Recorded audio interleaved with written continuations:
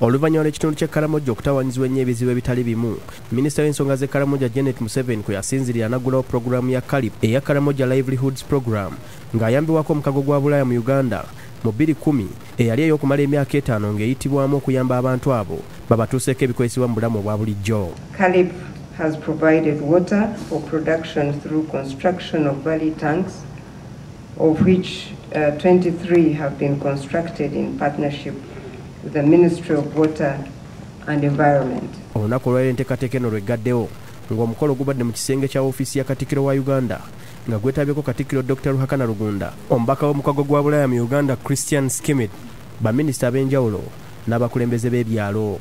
Mu kwogera kwe, Ndugu Rugunda yeebazizza omukago gwa Bulaaya okufaayo ennyo mu kwongera omutindo ku bannayuganda n'okukwasizako gavumenti ya kuno okutuukiriza pulojekiti zaayo.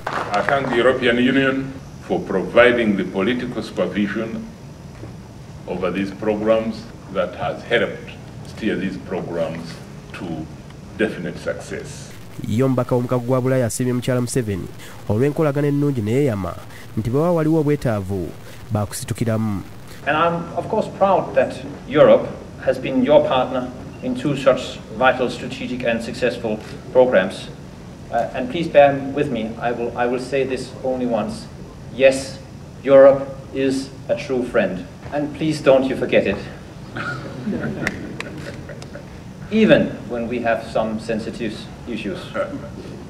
We will not forget either this friendship. Ye mukyala Museveni akubidde bannaddiini omulanga okusaasaanya enjiri eri abantu b'e Karamoja okwongera okulima emmere.